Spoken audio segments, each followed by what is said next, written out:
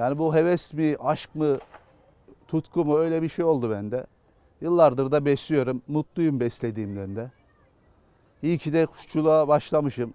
Yani bırakabilir misin dersen kolay kolay bırakamam ben. Hani yatak odamda bile hepsini bıraksam 2 tane götürür yatak odamda beslerim. O kadar içimde bir şeyi var, bunun tutkusu var.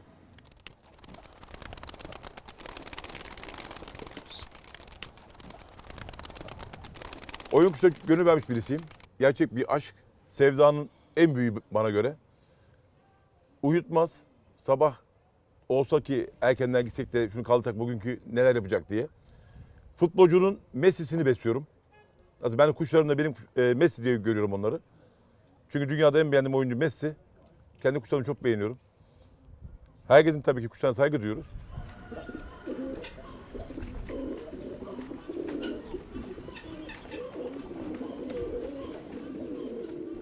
Ben bunu en kötü düşmanıma bile tavsiye ederim, bu kuş beslemeyi, güvercin beslemeyi, hayvan beslemeyi. Çünkü bu her şeyden, insanı kötü şeylerden uzak tutan bir şey. Hobidir ama iyi bir hobidir.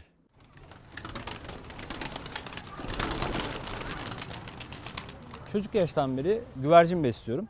İşte annemizden babamızdan gizlerdik, onu işte odunlukların arasına saklardık falan.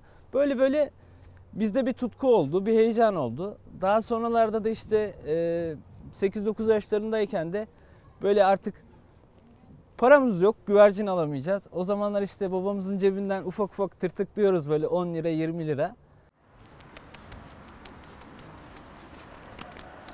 Ya bu sevgi başka ya, nasıl bir şey yani, aşı, hani diyorlar ya, eroin diyorlar ya, affedersiniz, ondan daha beter bir şey. Alıştın mı, bir insan alıştı mı bırakamıyor. Artık sevgisinden mi, onda bir çekicilik mi var, nasıl bir duygu, nasıl bir şey, anlatılmaz yani bu sevgi. Gerçekten Bizim anlatılmaz. karımız yok, hani hiçbir şekilde yani satayım, ticarete dönüştüreyim yok. Babamızın kuşu olduğu için zaten babam sattırmıyor hiçbir şekilde. Hani kendi soyu olduğu için babamın hiçbir şekilde satış yok. Hani ya çok sevdiği biri olacak, o da hani yem parası.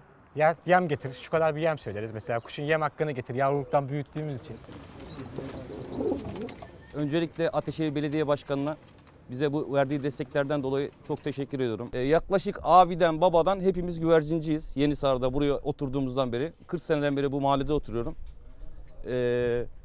40 seneden beri de hiç bırakmadım yani. Abimlerden, babamlardan devam eden bir meslek gibi oldu artık bize bu.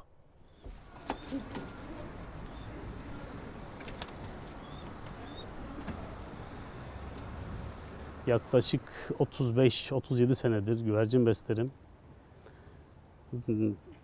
Yani hobi olarak besliyorum. Yıllardır da bakıyoruz buna, hizmet ediyoruz.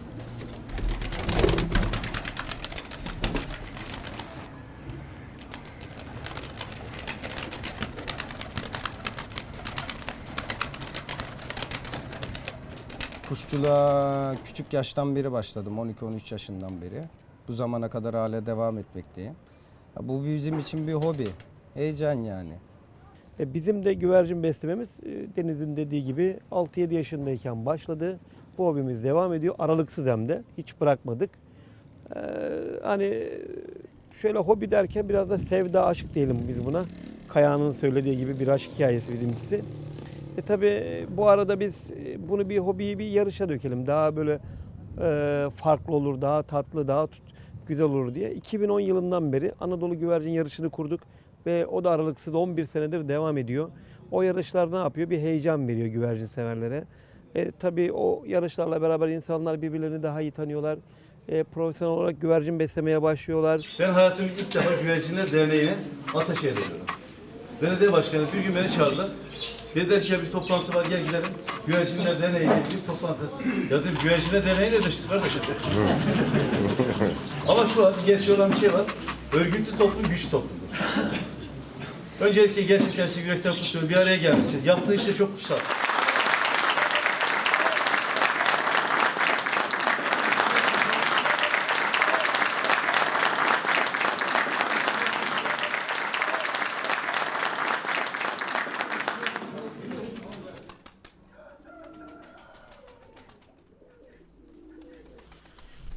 Yeri geldi, gece bile ben çatıda inmesini bekledim yani. Hiç güvercinsiz bir günüm olmadı. Yani hayvan sevgisi bizde dediğim gibi çocukluktan beri var. Yani tavuk olsun, civciv olsun, bıldırcın olsun. Yani bu tür hayvanları ben beslemekten zevk aldım şimdiye kadar. Yani bu yaşa kadar bunlardan ben hiç yani nefret etmedim. Yani ne aç bıraktık, ne susuz bıraktık. Onlarla bir günüm vallahi çok güzel geçiyor. Bütün stresimi alıyorum. Evdeki böyle hani eşten, çocuktan bazen stres oluyor yani. Ev hali her zaman al gülüm ver gülüm olmuyor. Geliyorsun kuşlara, inanın bütün her şeyi unutuyorsun. Kuşların içine girdin mi hiçbir şey aklında kalmıyor. Sadece o anda aklında bu kuştan başka hiçbir şey olmuyor. Yani böyle bir şeyler ne bileyim ya. Güzel yani. Güzel bir hastalık bizim için. İyi ki de beslemişim. Şimdi hayvan olarak görebilirsiniz ama bunları biz bunları hayvan olarak görmüyoruz. Biz bunları tabii ki şey olarak görüyoruz. Bunları bir evlat olarak görüyoruz. Aileden birey olarak. Ailenin bir bireyi gibi düşünün bunları. Kendi evimiz var, ayıptır söylemesi. Fikirtepe'de yeni yapıldı. Binamız var kendi. Gidip kuş besleyemediğimiz için burada kiracı oturuyoruz. Hani kendi dairelerimiz var bizim ama kuş besleyemediğimiz için orada mecburiyetten burada kirada. Ben de evliyim, kardeşim de evli. Hepimiz burada kiradayız. Ya şu yüzden, kuş sevgisi yüzünden.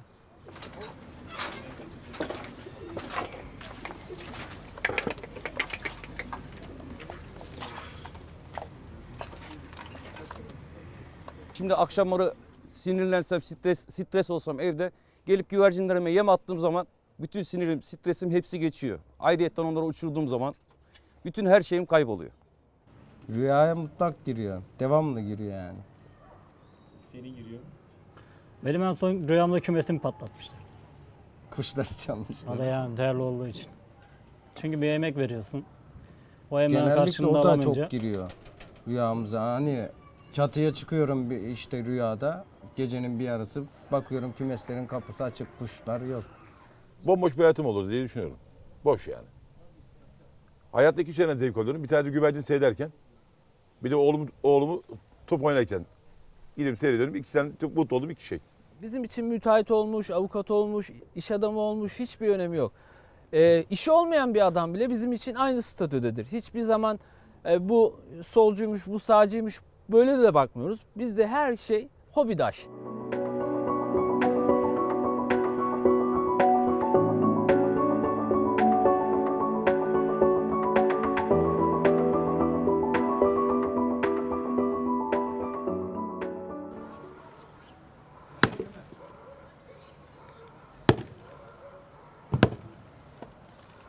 Şimdi bizim Ataşehir'de 20 binin üzerinde bir güvercin besleyicisi var. Aslında bu 20 bin aile demektir. Tabii Türkiye genelinde artık sayımızı bilmiyorum. Bizde dediğim gibi müteahhit olsun, mühendis olsun, doktor olsun her türlü kesimden güvercin besleyen var. Tabii bu da bize tabii bir onur veriyor. Çok güzel vakitin olacak. Zamanın çok iyi olacak. Yerin iyi olacak. Bir de açık söylemek gerekirse paran da olması lazım. Paran yani bunların üçü olmadı mı yapamazsın bu işi yani. Başarılı olamazsın. En büyük şey vakit. Vakit olduktan sonra öbürleri bir şekilde geliyor yani. Zaten burası bir metropol. Metropol olduğu için herkesin bu kadar şey yok, zamanı yok. Zaman olmadığı için birçok kişi de başarısını sağlayamıyor. Belki elinde çok iyi kuşlar var. Burası İstanbul. Türkiye'nin en iyi kuşları İstanbul'dadır. Çünkü İstanbul'da da para var. Hiçbir şekilde bu aşk için parayı ön planda tutmaz. 10 bin lira, 20 bin lira, 5 bin lira hiç paranın önemi yok. Yeter ki o güvercin kaliteli bir kuş olsun, kaliteli meziyetleri yapsın. Hani Ataşehir'deki kuşçular çok kalabalık. Hepsi de profesyonel kuşçular. Herkes yarışlar için uğraşıyor. Kaliteli kuş besliyor. Biz bir hani il derneği gibi düşünmeyin bizim yarışları. Türkiye'nin bütün her yerinden insanlarımız var. Birimiz Sivaslı, birimiz Malatyalı, birimiz Rizeli, Yozgatlı, Kastamonlu. Yani mozaik bir toplumuz. Burada da Ataşehir'de bu konuda daha doğrusu belediye başkanımız bize bir öncülük yaptı. İlk salonlarda bize kupa töreni yapan belediye başkanıdır. Daha doğrusu Türkiye'de örnekti aslında o. 2012 yılında yaptı. 2012 yılından beri ondan sonra diğer yarışmacılar da salonlara taşındı.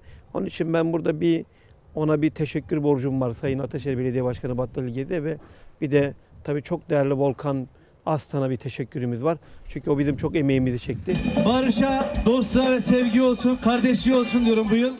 Ülkemize huzur gelsin diyorum ve bu güvercinlerimizi uçuruyoruz hep beraber. Hadi bakalım arkadaşlar.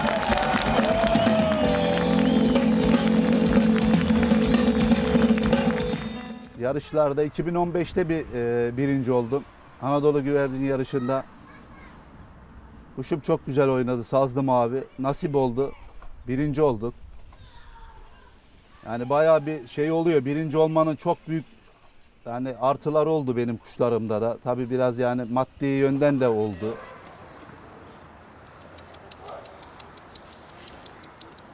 İstanbul'daki 5 yarışa da katılıyoruz biz bu yarışlara. Marmara Güvercin Federasyonu, Anadolu Oyunu Güvercin Federasyonu, TGF Türkiye Güvercin Federasyonu. İşte böyle yarışlara girip dereceler yapmaya çalışıyoruz. Genel puanda kuşumuz işte 17 baş yapıp 637 puan aldı. 4. sıraya yerleşti. İşte kuşumuz Ataşehir Anadolu Güvercin Yarışı'nda şu an 4. sırada. Kuşumuzun kendisi de buradadır.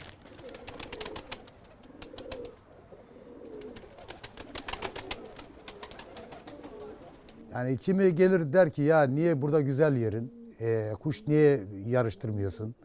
Öyle bir hobim olmadı. Yani dediğim gibi yabanisinde olsa besledim. Ama çoğu arkadaşlara da iyi güzel kuşlar verdim yani. Bunlar hep oyun kuşları.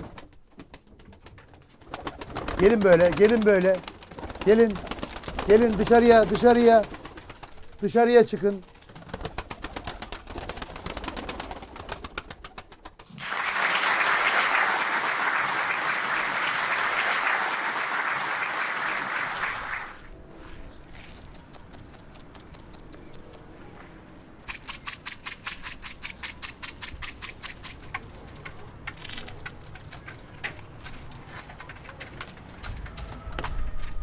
Kafamdan bir plan yaptım, proje çizdim. Kendi çatımın üzerini komple bu şekildeydi çatı. Beşik çatının bu tarafını komple düzelttim. Ve de kümeslerimi yaptım. Bu şekilde beslemeye başladım. Ve de şu anda çok rahatım. Güzel de uçuruyorum. Arkadaşlarla zevk yapıyoruz. Yarışmalara katılıyorum. Hani sayabileceğim MGF, TGF, İGF, AGY bunların hepsinde şeylerim var, katılımım var. Tamam, hadi böyle. Şimdi burada bir de uçak kuş oldu. Benimkine dayanmaz. Şimdi Başkan Halis Marif Ters Kaşarı buyur. Elinizde bulamazsın. Sen Karslıydın değil mi? Elhamdülillah. Bunlar benim üvey kardeşlerim Niyazi amca. Bu güvercinlere mi diyorsun? Aynen. Yani kendi kardeşinden daha şey yani. Ama belli. Senden daha çok özen veriyor diye. Aynen. Niyazi biliyorsun az çok. Akşam oraya çıkıyorum buraya. Hafta sonu ben Bende de neredeyim? aynısı fark etmiyor. Hafta sonu buradayım arkadaş. Zaten gelen geliyor, arıyor beni. Arkadaşlar neredesin? Çatıdayım. Nerede olacağım? Geliyoruz diyorlar. Ben de semaları yaparım, oturuyoruz. Bu şekilde ne kahvem var ne kötü bir alışkanlığım var. Boş Buraya zamanda dahi geliyorum buraya. Bir tek yengeyle çocuk eğer senin için sorun yoksa tamam sıkıntı yok. Yok. Ama o da işte üvey kardeşim Ben- dediği bir sıkıntı oluyor ama artık ona dönsen gösteriyor. Ama yok, yok. Şimdi babamın hakkını yememek lazım. Önce bize ilgi gösterir, ondan sonra bunlara. O da iyi. Şimdi inkar etmemek lazım.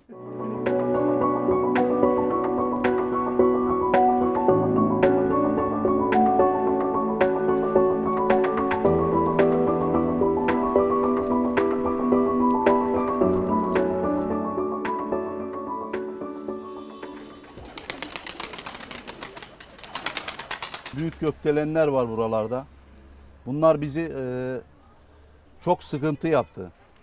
Niye sıkıntı yaptı? Buralarda gökdoğanlar bayağı bir çoğaldı. Yani bizim kuşumuz biraz oyun kuşu olduğu için evinin etrafından ayrılmama bir kapasitesi olduğu için bu gökdoğanlar bizim kuşlarımızı çabuk alıp götürüyor. Havaya çıktığı an kuşun başına her şey gelebiliyor. Dün ben yağmurda biraz dindi dedim hani hayvanları çıkarayım uçurdum.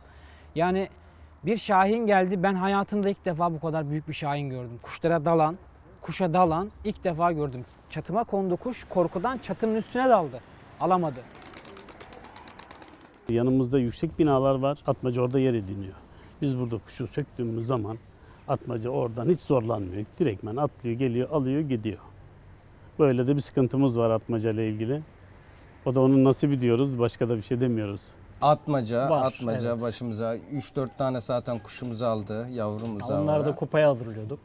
O esnada alıp götürüyor yani. Onların rızkı da bu, bir şey diyemiyoruz yani.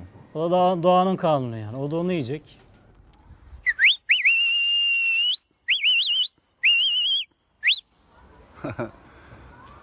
Oğlum sen kaçı kuraşsın lan? He, biz senelerdir buradayız.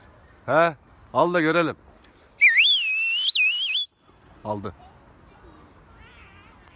Belki 6 ay, belki bir sene emek verdiğim bir kuş atmacanın ayağında bir saniye içinde alıp gidiyor. Onu güzelce bir yiyor. Sabaha kadar uyuyamam. Belki 3 gün uyuyamadığım olmuştur. 3 gün değil, bir hafta da uyuyamadığım oldu. Çünkü sevdiğim bir şey alıp gidiyor. Yani Gökdoğanlardan burada, bu mahallede çok çektim ya. Senelerdir ben bu Gökdoğanları, yani bunlar da doğanın kanunu ama ya gitsin ormanında yaşasın bunlar da yani. Gökdelen'de yani burada ne işleri var? Berbit, şuna bir pırıltı. Atmaca geldi, atmaca. Aha, Atmaca geldi. dediğimiz konu. Şu alıcı işte atmaca var ya. Atmaca geldi. Yani şu an indirmeseydik alırdı. Şöyle gidiyor direkt. Giden. Evet geldi. Geldi. Aldı şerefsiz. Aldı abi. Vallahi aldı hanana. Gidiyor abi kuşumuz. Nudi gitti. Hadi şerefsiz. Düşür lan. Aha düştü. Düştü vallahi düştü. Ben onu Gökdoğan'ı Batman koydum adını.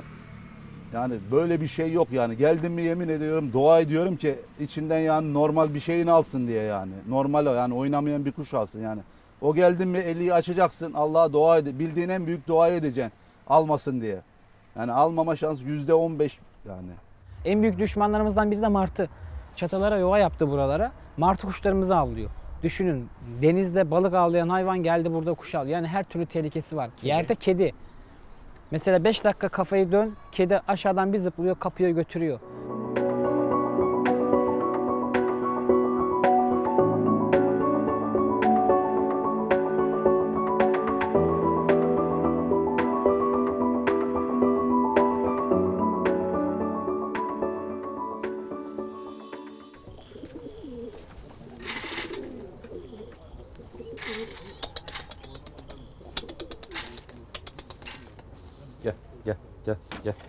Gel.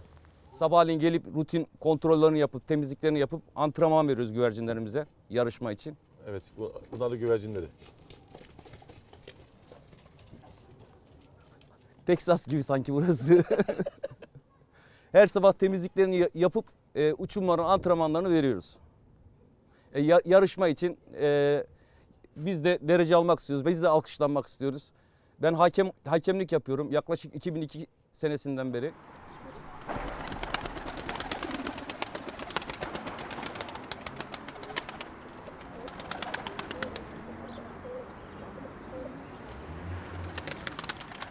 Burası bizim hedefimiz. Kuşların indiği, kuşların yemlendiği. Yarışlarda da hedef çok önemli. Hedefin tam ortasından her yöne 5 metre mesafede o alan içine oynatmak çok önemli kuşları zaten. Hedefimiz o yüzden çok önemli. Burası bizim damızlık kümesimiz. Görmüş olduğunuz gibi burada hayvanlarımızı eşe atıyoruz. Yavru alıyoruz. Yavruyu aldıktan sonra bir başka kümese geçiyoruz.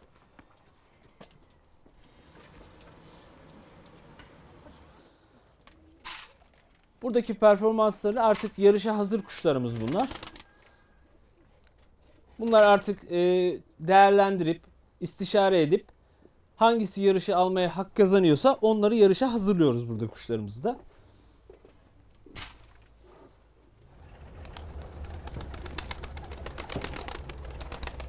Görmüş olduğunuz bu alanda da Fatih Dursun arkadaşımla birlikte ortak uçum yapıyoruz. Yarışmalara güvercin hazırlıyoruz.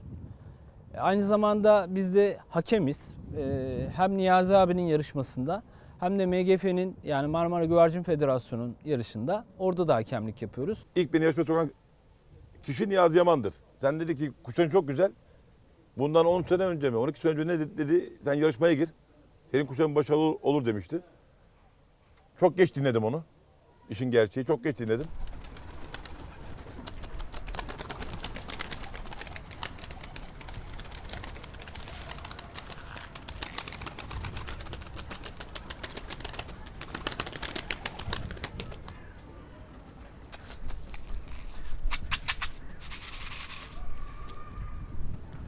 Yavruları böyle uçurup sağa sola konmadan çatıya indiriyorum. Eğer ki sağa sola konarsa kötü huy ediniyor. Yarın bir gün yarışa uçurduğun zaman problem yaşayabiliyorsun. O yüzden çatıya konmayan kuşları beslemiyorum. Mümkün mertebe gönderiyorum.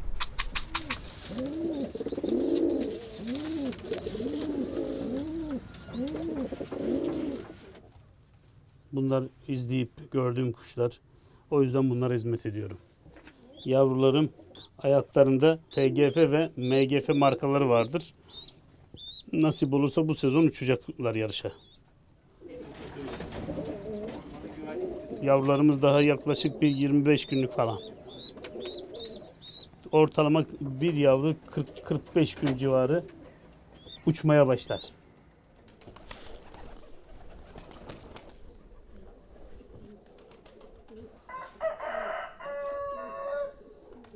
Şimdi oyun kuşu var bende. Posta güvercini var. Kelebek var. Dönek var. Yani şöyle söyleyeyim, kısacası her türlü kuş var. Mevcut yani. Şimdi bunu ben ayırt etmem. Yani bu yabaniymiş, bilmem neymiş. Bende öyle bir hobi yok. Ben her türlü canlıyı besliyorum.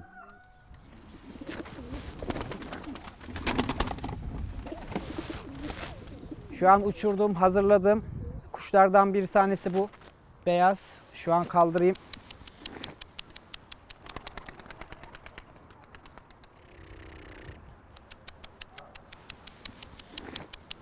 Ne kadar çok olan güvercin varsa onu yarışa ön plan çıkarıp onu yarışa uçuruyoruz. İşte kardeşim uçuruyor hafta işleri. Ben de hafta sonları gelip onu gözlemliyorum.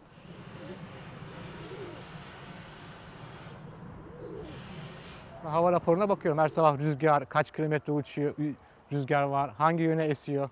Ona göre ayarlıyorum. Rüzgarı bulduğumuz zaman sabah geliyoruz buraya. Çok rüzgarlıysa yavruları uçuruyorum. Hava bu şekilde güzelse teke kuşları mesela teke kuşlarımızı uçuruyoruz. Gel oğlum gel gel maşallah gel. Aferin sana gel. Benim damızlık olarak aldığım kuş. Bir arkadaşımdan aldım. Kuşçuluğu bıraktı. Sağ olsun bunu da bana layık gördü. Yani altından çok büyük kuşlar oynamış. Ben dizledim. Kuşu başkasına verecekti. Ben istedim. Beni de kırmadı. Sağ olsun bana verdi. Ben de yeni eşledim bu kuşu.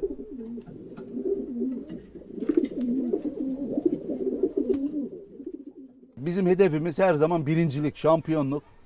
Şampiyonluk olduğu için de şu anda bekliyoruz. Biraz daha üstüne performans yapmasını, daha antrenmanlıyoruz. Nasip olursa uçuracağız yani. Yine bu sene de uçuracağız.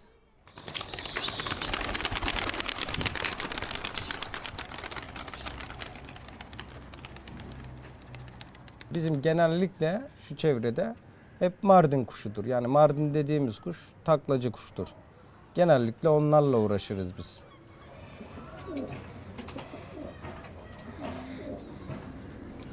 Şimdi bu kuşumuzun ayağında bilezik yavruyken, yumurtadan büyüdüm mü çıktım mı yavruyken bileziğini takıyoruz. Ona göre yarışmalar atıyoruz. Bilezik olmadan ayağında yarışmalarda geçersizdir. Atılmıyor yarışmalara. Bilezik ayağında şart.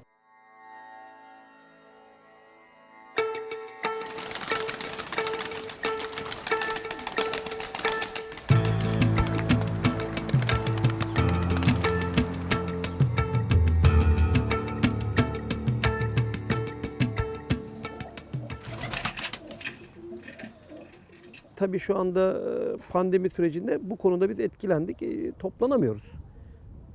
Ancak açık alanlarda az kişilerle toplanıyoruz. Bir de bizim Anadolu Güvercin yarışı yaptığımız için 3 hakem ve bir gözlemciyle yapıyoruz. Yarışmalara çok seyirci geliyordu. O seyircileri artık almamaya dikkat ediyoruz. Arkadaşlar kuşum bu. AGF'de şampiyon olan kuşun erkek kardeşi. Böyle kuşumuz bu. Ayağında böyle markası, bileziği, her şeyi var. Bilezikli, markalı kuşumuz. İnşallah şimdi kaldıracağız. İyi şeyler olacağını umut ediyorum. Haydi bismillah diyelim.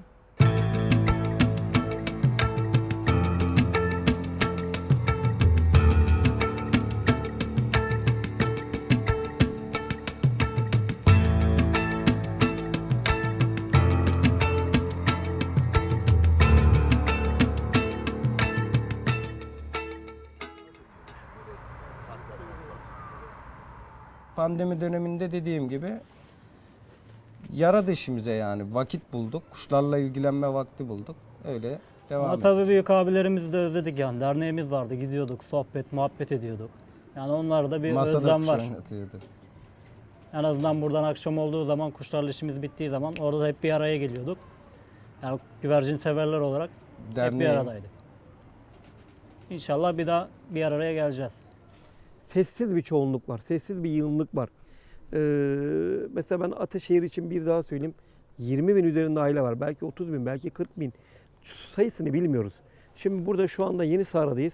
Her iki evin birinin çatısında güvercin sever vardır. O birinde de muhakkak ki güvercin besleyen vardır ama artık işinden gereği başka bir şeyden dolayı beslemiyordur. Ama şunu da söyleyeyim, Türkiye'nin hani nasıl başkenti Ankara ise Türkiye'nin başkenti de Ataşehir. Güvercin sevenler olarak.